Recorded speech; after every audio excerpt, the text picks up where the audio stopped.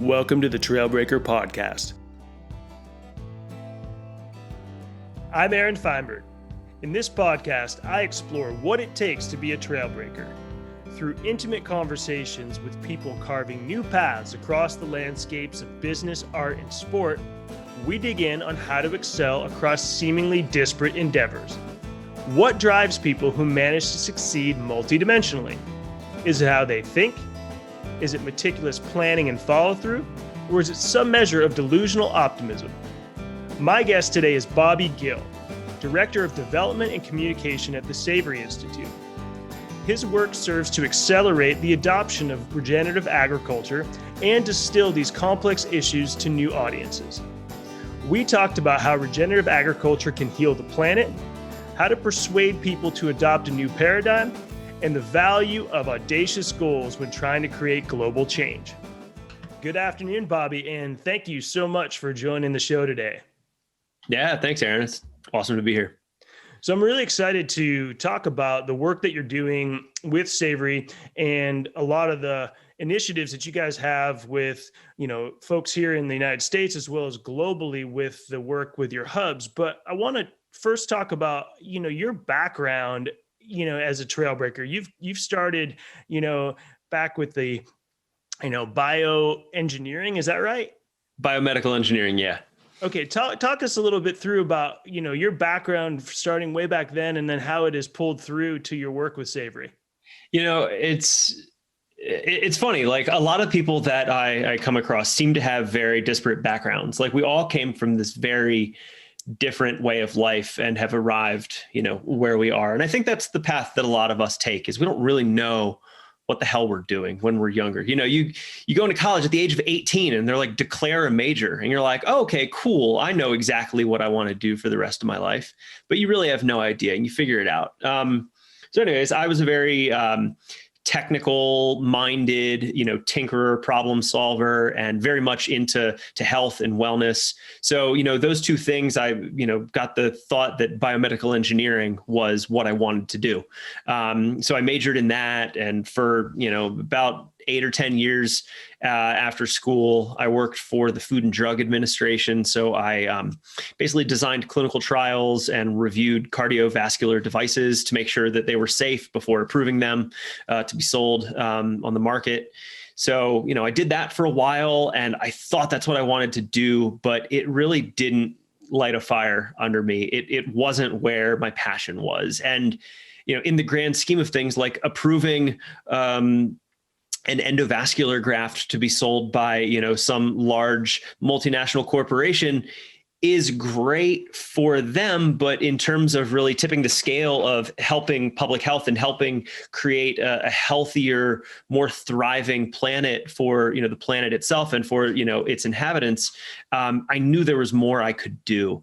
And, I didn't necessarily know exactly what that was going to be, but my personal journey kind of led me towards, endurance sports. I was a competitive ultramarathon runner for a number of years. So, I was getting podium finishes at 100-milers and stuff like that.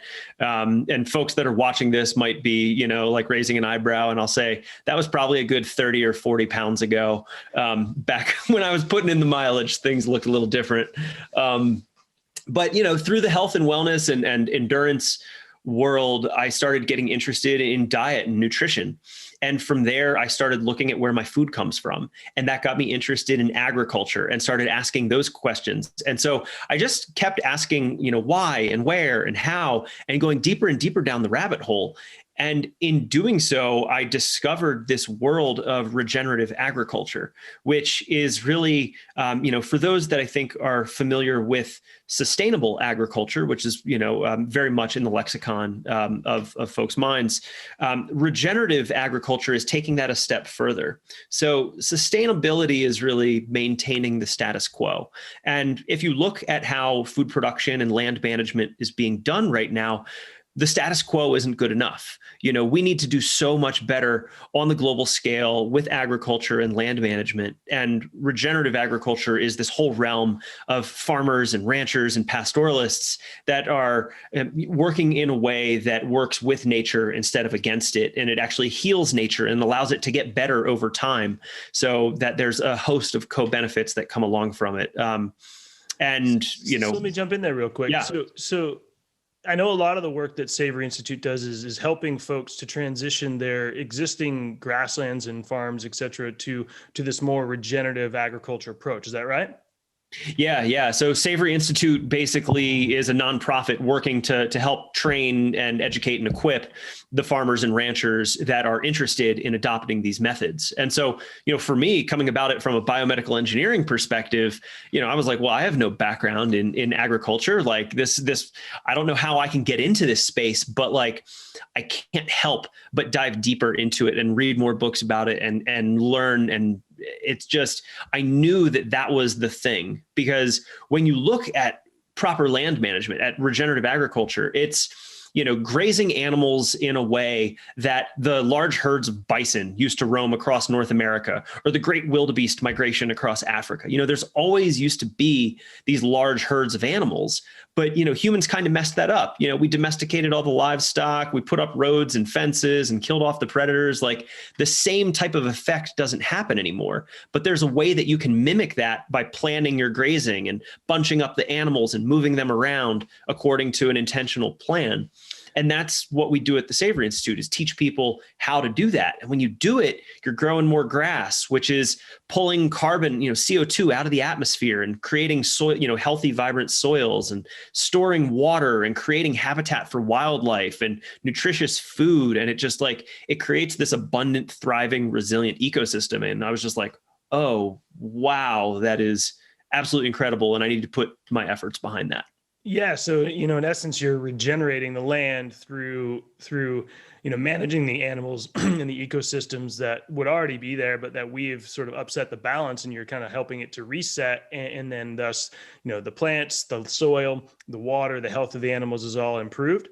Mm-hmm. Yeah, absolutely. And when you look at things through an evolutionary biology lens, this is the way that grasslands and animals and humans all co-evolved together. The grasslands co-evolved being grazed. And so they need to continue to be grazed. That's what stimulates regrowth of new grasses, and it keeps the cycle of life going. And, we've kind of messed things up with, the Industrial Revolution over the last, 100 plus years. But there is a way to reincorporate those lessons of how, we co-evolved with these grasslands and put that into play in a modern context. Yeah, that's fascinating. And I want to get into this a little more in terms of, who you work with, how you work with them, how do you get folks on board? But I want to go back to this point we were talking about where, you didn't really know what this was all about, or did you have the background to enter this field? So how did you go from where you started to, working at the Savory Institute? How did I get here?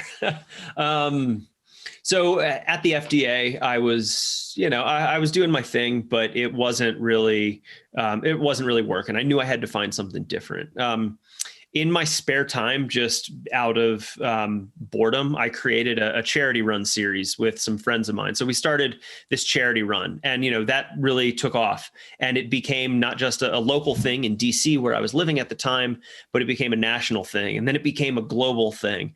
And that basically gave me the opportunity to leave my FDA position and jump full time into the nonprofit space. And so I led that organization for a number of years, as chief operating officer.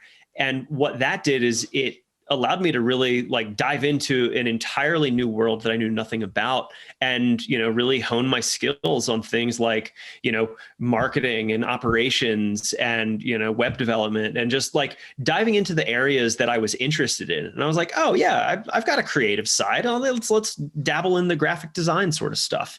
And I think what that's done is it's taken this skill set that I started as a base with, which was my biomedical engineering. And then from there, I kind of built on top of it with other skill sets that I'm interested in. And, I didn't know what the hell I was going to do with any of that, but it's what I was interested in. And so I just started exploring and getting better at things. And then when I learned about the Savory Institute, I was living in Denver. I'm still living in Denver at the time.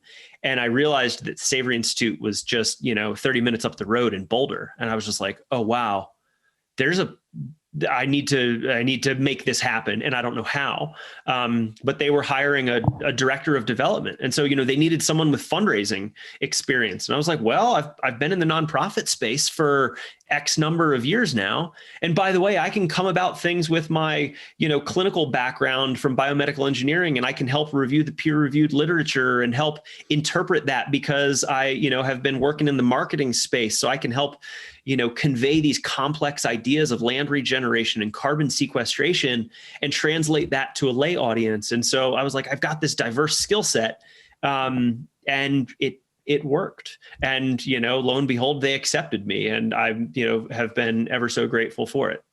Yeah. And talking to you the handful of times that we have, your background in science and facts and logic and rationale is obvious. And in your personal nature, your ability to communicate. And I watched your TED Talk and just the ability to storytell and to connect with people in such a way that these facts and the science actually lands with people in their hearts, which is where it needs to go if people are going to motivate to change and do something different. So I think you do have this really great combination of skills that does fit the bill. So obviously Savory saw it too. Yeah.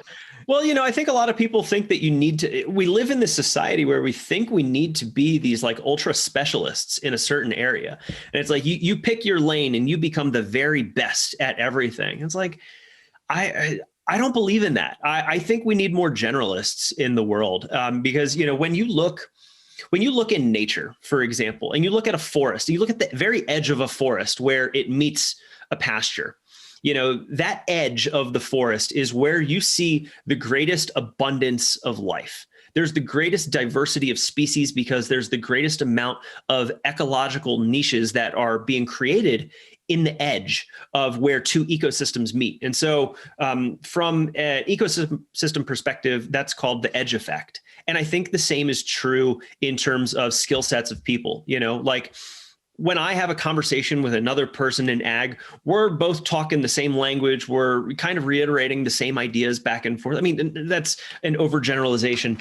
But when I have a conversation with someone who's in an entirely different ballgame, all the, like new synapses are firing and you get all these sparks of new ideas because something I said resonates with this background that you have over here, which then makes me think of something else, and like new ideas and opportunities blossom. And I think when you're a generalist and you have experience in a diverse array of backgrounds and interests, it allows you to see things differently that like an ultra specialist might, be too mired in their field to really see.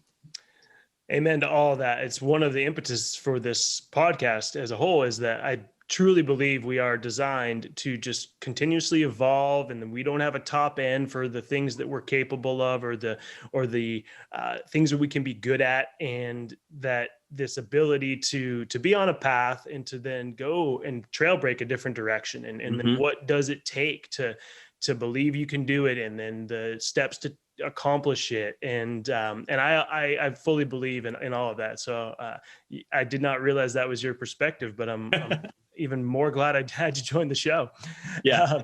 So that's a belief that a lot of us share, but a lot of folks don't, right? A lot of folks believe that, the way they're doing it and have done it is the way, and why bother changing, or it's not worth changing. And in many ways, I think that's a lot of what you're up against in terms of helping folks to shift gears and to change the way they're managing their land. So what do you come up against in terms of the common resistance or the blockers for people?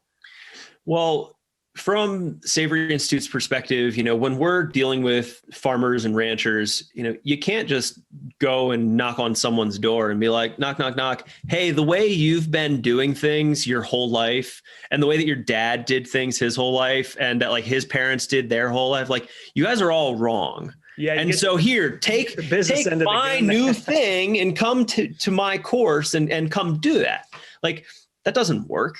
And why would anyone listen to that? And so you need to approach things in a very different perspective if you're going to bring about drastic change. And when you look at, Everett Rogers, he's got this diffusion of innovations theory. It's a U-shaped curve that kind of shows whenever there's a new technology or a new concept, something innovative, whenever it's adopted, there's different groups of people. And that first group of people is the innovators. And then a couple percentage points after that is the early adopters.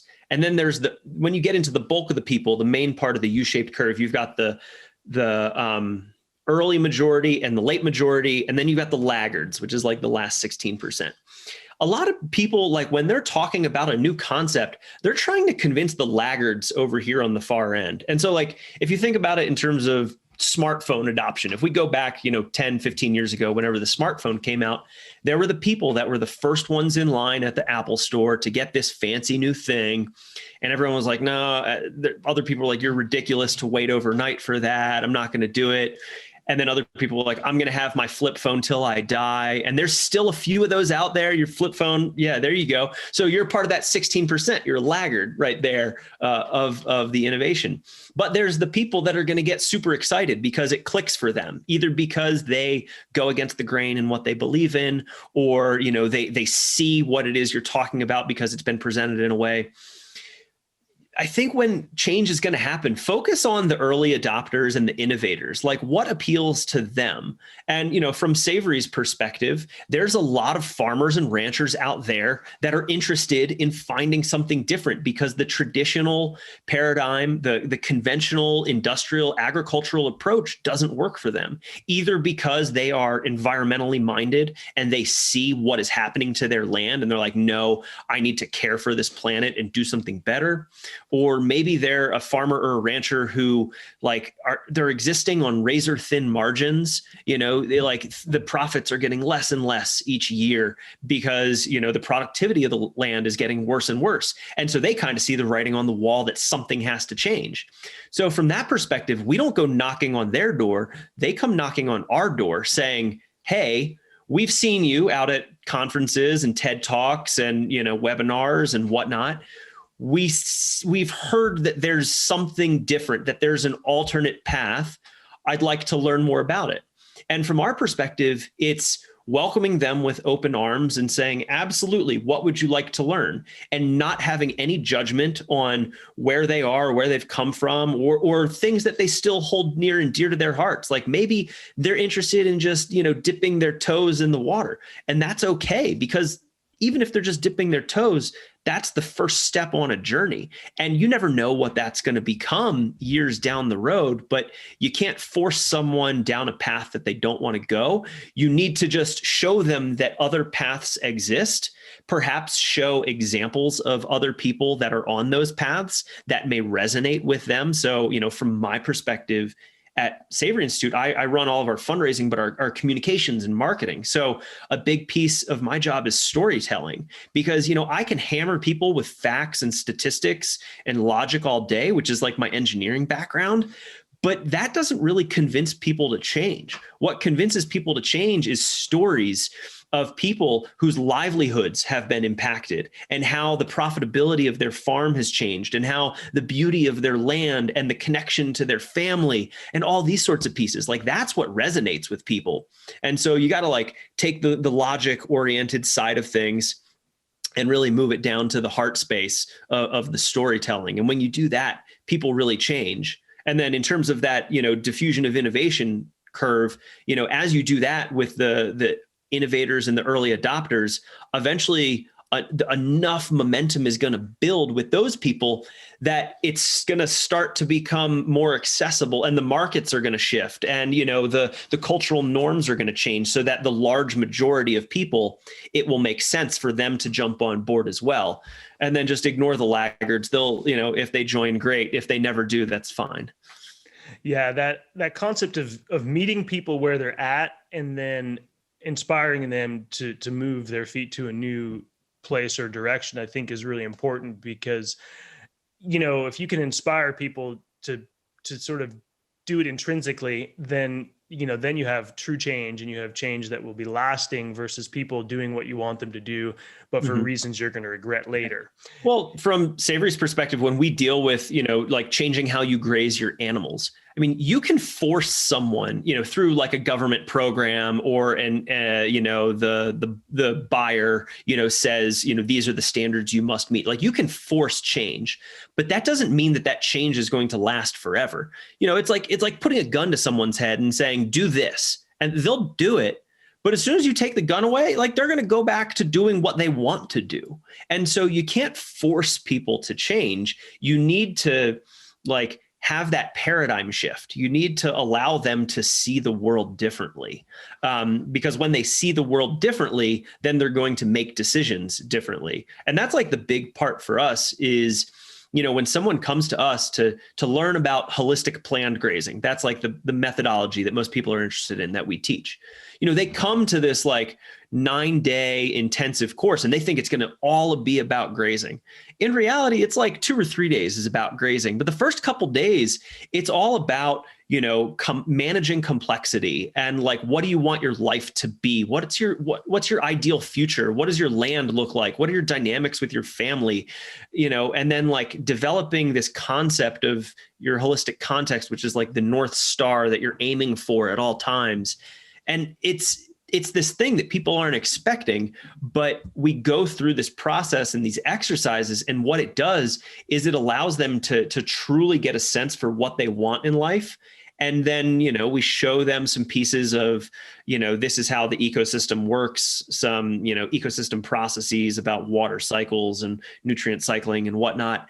And, that foundational information, along with the deeper inner exploration, really allows for this transformation that we see in folks. And you see these light bulb moments where, they expect to come in learning about grazing. And I kind of consider that the carrot that we dangle, come on, yeah, learn the thing. You can be more profitable at ranching.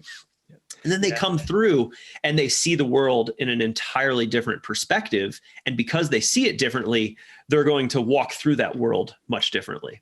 Yeah. The same thing happens in the coaching and the training that I do with folks, where it unlocks, we start somewhere, and then through this process of inquiry and, the relationship, the whole sort of landscape opens up for them, and then they can contextualize, what they wanted at the start, and then where it fits in with all these other things that were maybe under the surface or related. Yeah. It's fascinating. So when you're with that, when those folks in that space, what are the things that come up for people, that their fears or their worries, their stresses around turning the corner and making a new direction with their path? Well, I think for us specifically in agriculture, there's a lot of tradition at play. And when you are in a rural community, you don't have the density of people and, that type of, there's not as many options in terms of your community. Your community is your community. And when you live in rural areas, your community is very much your lifeline, because, you can't just go, all the time, 5 minutes down to the grocery store to pick up whatever you need, or down to Home Depot to get whatever. You rely on borrowing from neighbors and trading things and helping people out. And, that is, your lifeblood is your community. And so to change as the lone individual within a community, there's often, that tall poppy syndrome, where, the poppy that sticks its head up is the poppy that's going to get chopped off so that everything can be nice and even. And so people are scared to really stick their neck out. But what we've really tried to do to address that is creating a global network where people might not have the direct in-person community. I mean, we would love it when we get to the point that, everyone's neighbor is, practicing holistic management and doing things in a regenerative manner, but, we still have a ways to go. But what we do have is a global network of people that are all doing this. So while someone may feel like an island, at least now we've shown them that they're part of an archipelago, that there are all kinds of other islands and they're all doing it the same way, who you can share and learn from and, get support from. And so, we've done that and it's worked beautifully. So we've got this global network of about 50 learning hubs that are in all different corners of the globe. And they're all doing things a little bit differently because, the local cultures and climate and soil type and markets and policies, everything's a little different. So, no two Savory hubs look the same, but I think that's, some of the beauty of it is we've got these diversity of backgrounds and approaches and ways in which people, are implementing this into real life. Makes total sense. And I wanted to ask a little bit more about some of the work that you guys are doing. So whether it's at the hubs or whether it's, at the home base in Boulder, when I was looking at the website, there looks like there's things like there's tools, there's curriculum, there's seemingly a whole host of resources for folks who are interested. And you talked about the 9-day experience, but when could you speak a little bit more about what those tools or curriculum might be too? Yeah. So, we've got different, learning resources for folks depending on who they are and what they're interested in and how deep they want to go. So, Alan Savory, who's our founder of the Savory Institute, he wrote the book Holistic Management. And so there's the textbook and there's the handbook, which is kind of the how-to. So we've got those that are available if someone wants to do just like some self-study and exploration and dive in. We've got online courses if people want to, go a little bit deeper on the fundamentals and developing their holistic context and learning about the ecological processes.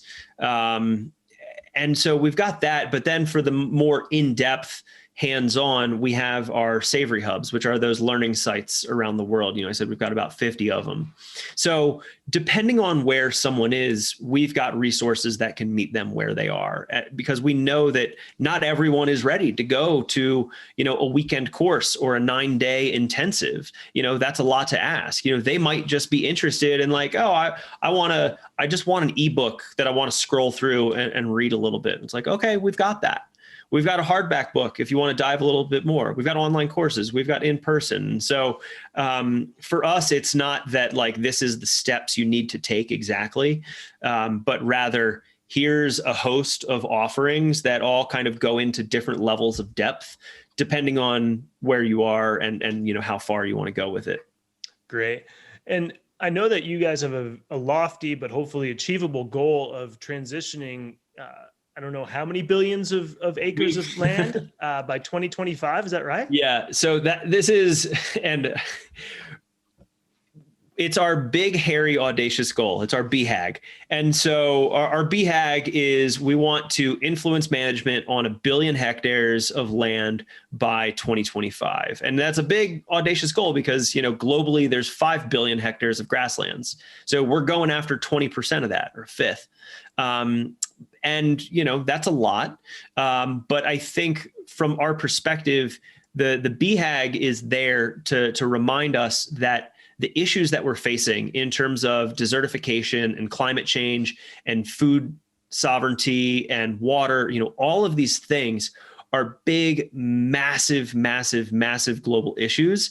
And small incremental change isn't going to get us where we need to go in time. So for us, having that really, really lofty BHAG is kind of a constant reminder that even though Savory Institute, for a small staff of 12, here in the US, has, affected, through this global network around like 35 million acres, or, probably like 15 million hectares, we know that we still have a ton of work to do. And so we shouldn't rest on our laurels of all the wonderful impact we've, done so far. Like there are future generations. I've got a 6-month-old daughter, And I need to leave a planet for her that hopefully has productive soils where, that is actively photosynthesizing, and, climate change is not a massive issue, and there's access to water and food. And like, I want to leave her that type of planet, and her kids and their kids and their kids. And so if we want to get to that point,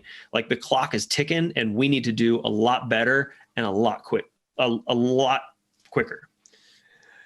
Makes total sense. So, one of the things that folks always come up against, I think, when they're trying to change for making a better environment is, where do I start? And obviously there's some truth to starting within your community and starting small in these little changes. But I think you bring up a good point about how, a lot of the change can and maybe needs to happen on a bigger scale. And so if you're not a large landowner, right, and, what can you do to make some informed choices to change, where you've put your dollars, where you put your focus and your energy? I believe that you guys at Savory are also focused a little bit on that side too, right?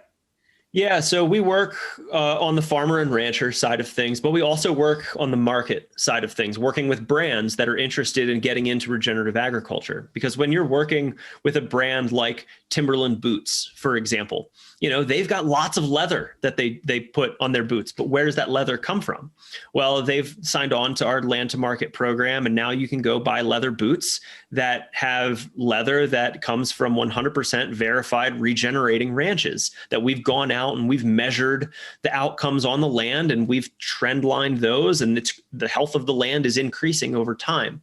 And so that's something that we're doing, not just in the apparel side of things with the outdoor industry. We're also doing it in high fashion with luxury brands. We're doing it in the food space, whether that's meat or dairy or cashmere. We've got our first crop products. We just had a new hemp partner come on board, and milk and eggs and, all this sort of stuff. It's all agriculture. It's all how we manage our land. So, we're training the farmers, we're helping the brands get in touch with that supply. But, if you look at that, there's also a third component, a third leg of that stool. And I would say that's the consumer. And so that's all of us. Every single one of us is a consumer. We vote with our dollar 3 times a day for, food that comes either from land degrading industrial agriculture or land regenerating agriculture. And so the choice is ours of what we want to see. And when we vote with our dollars in favor of that, that sends the signals back to the marketplace of, this is where I'm willing to put my money. This is what I want to see more of. And the market listens. The farmers listen. And if they know there is a market for regenerative ag, more people, we talked about that theory of innovation curve. More people from the bulk of the middle are going to move over towards the regenerative side because the dollars and cents are going to make sense for them. And so every single one of us, even though, I don't manage land. I mean, I've got, like a quarter of an acre, but, I've got a garden. That's about it. But what we can do is we can send the right signals. And when each of us starts sending the right signals, that might not seem like a lot, like, well, I'm just one person, one vote doesn't count. Well, every single person is saying that, but every single one of us is adding up to more and more momentum. And eventually we reach a tipping point. And when you reach that tipping point, massive change can happen. And, that massive change eventually will come from the government side of things where, policy and incentives, in terms of funding for farmers, like that will all come eventually. But government policy doesn't lead, it follows. And it follows based on the individual actions of each of us. So each of us has a critically important role, even if it's a small one, and that's to align our values with our purchasing behavior and to speak up whenever there's an opportunity to speak up.